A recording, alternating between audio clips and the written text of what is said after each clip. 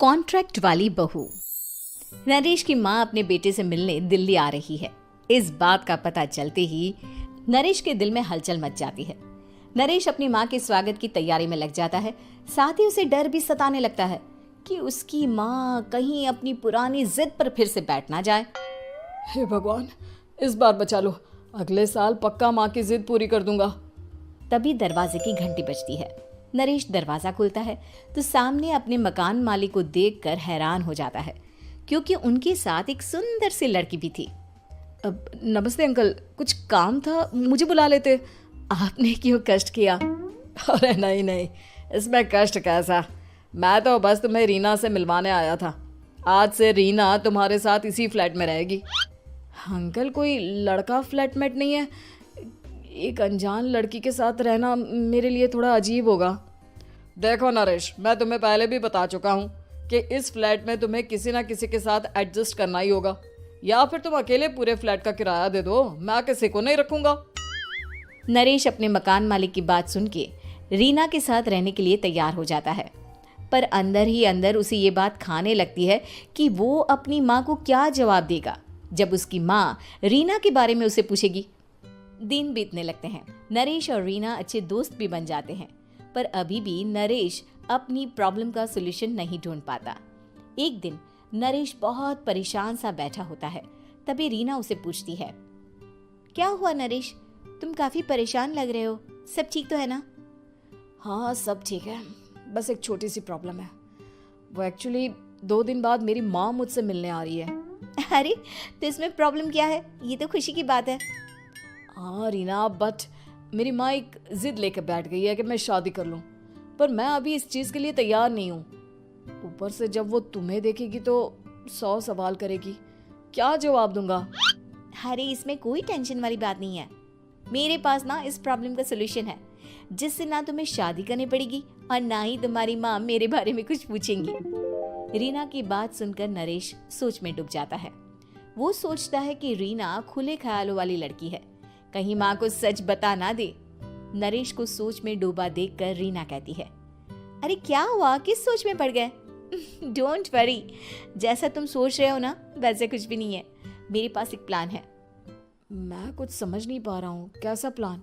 मैं समझाती हूँ। हम ना एक कॉन्ट्रैक्ट मैरिज कर लेते हैं। फिलहाल मेरे पास जॉब नहीं है, तो तुम इस रूम का किराया दे देना जब तक तुम्हारी माँ यहाँ रहेंगी, सिर्फ तब तक।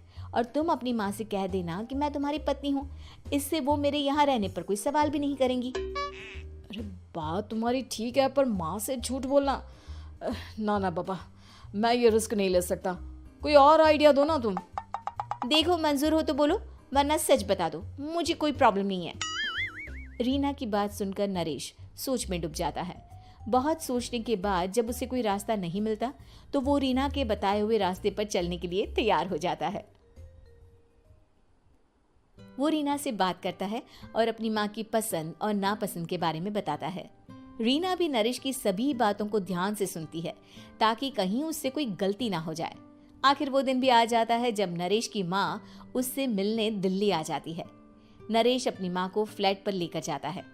जैसे ही नरेश की माँ फ्लैट के अंदर जाती है, रीना उसके पैर छू लेती है। ये देखकर नरेश की माँ थोड़ी घबरा जाती है और नरेश से पूछती है, अरे बेटा नरेश, ये कौन है? माँ, ये आपकी बहू रीना है। माफ़ी चाहता हूँ, सब कुछ इतनी जल्दी में हुआ कि आपको बता ही नहीं पाया, इसलिए सोचा कि क्यों ना आपको सरप्राइज दिया जाए। अरे बेटा, मैं तो बस तेरा घर बसा हुआ देखना चाहती थी। हाँ, बहुत अरमान थे अपनी इकलौते बेटी की शादी को लेकर, लेकिन कोई बात नहीं, शायद किस्मत को यही मंजूर होगा। ये कहते ही नरेश की माँ रीना को गले लगा लेती है। रीना बेटिया, मेरा बेटा ना थोड़ा नादान है, पर तुम काफी समझदार लगती हो, और मैं जानती हूँ कि तुम इसका बहुत अच्छे से ध्यान रखोगी। माँ आप चिंता मत कीजिए, मैं सब संभाल लूंगी। नरेश की माँ अपने बहू और बेटे के साथ खुशी खुशी रहने लगती है। दिन बीतने लगते हैं। नरेश की माँ और रीना का रिश्ता बहुत मजबूत होता चला जाता है। वो दोनों सारा दिन एक साथ रहती और खूब बातें करती। इधर साथ रहते रहते नरेश और रीना भी एक दूसरे से प्यार करने लगते हैं। दोनों को इस बात का एहसास हो जाता है, फिर भी वो इस बात को छुपा कर ही रखते हैं। एक दिन नरेश की माँ और रीना शादी के बारे में बात करने लगते हैं। रीना बिटिया, ये तो नरेश ने मुझे बिना बताए शादी कर ली, वरना मैं तो अपनी इकलौती बेटी की शादी इतनी धूमधाम से करती कि सारी दुनिया देखती रह जाती। अच्छा माँ, आप ऐसा भी क्या करती नरेश और मेरी शादी में जो दुनिया देखती रह जाती? अरे बिटिया, एक माँ के अरमान तुम अभी नहीं समझोगी। मैं तो अपनी बहू को एक रानी की तरह लेकर आती और शादी भी बिल्कुल शाही अंदाज में करती, पर मेरे तो सारे अरमान ऐसे ही रह गए। खैर, मुझे तो अपने बेटे और बहू की खुशी चाहिए बस। ये कहते हुए नरेश की माँ की आंखों में आंसू आ जाते हैं। रीना भी ये सुनकर ख्यालों में खो जाती है, क्योंकि वो भी मन ही मन खुद को नरेश की पत्नी और उसकी माँ की बहू मानने लगी थी। शाम को जब नरेश ऑफिस से घर आता है तो रीना खुद को रोक नहीं पाती और नरेश के सामने उसकी माँ को अपने और नरेश के रिश्ते का सारा सच बता देती है। रीना की बात सुनकर नरेश की माँ दोनों से बहुत नाराज हो जाती है और घर वापस जाने की बात करने लगती है। तुम दोनों ने मुझसे सच छुपाकर बहुत ठेस पहुंचाई है मुझे। अब तुम लोगों के साथ नहीं रहना चाहती मैं, कल ही वापस चली जाऊंगी अपने घर। माँ, मुझे माफ कर दो, ये सब मैंने रीना के कहने पर ही किया है, वरना मैं भी आपको कभी ठेस पहुंचाने के बारे में सोच भी नहीं सकता। हाँ माँ, हमने ये सिर्फ आपका दिल रखने के लिए किया, प्लीज हम दोनों को माफ कर दीजिए। तुम दोनों ने मेरे अरमानों के साथ खिलवाड़ किया है, और वैसे भी मुझे अपने बेटे के लिए एक अच्छी लड़की ढूंढनी है, इसलिए मेरा यहाँ से जाना ही बेहतर होगा। माँ की ये बात सुनकर रीना खुद को रोक नहीं पाती।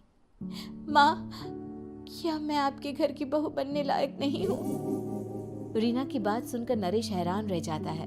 नरेश की माँ भी कुछ समझ नहीं पाती। मैं कुछ समझी नहीं, आखिर तुम कहना क्या चाहती हो? माँ, मैं वो नरेश से बहुत प्यार करती हूँ और साथ ही साथ मैं आपको भी अपनी माँ मान बैठी हूँ। आज जब आपकी बातें सुनी तो खुद को रोक नहीं पाई, इसलिए सारा सच आपको बता दिया। रीना की बात सुनकर नरेश की माँ की आंखों में आंसू आ जाते हैं और वो अपने बेटे नरेश और रीना को गले लगा लेती है।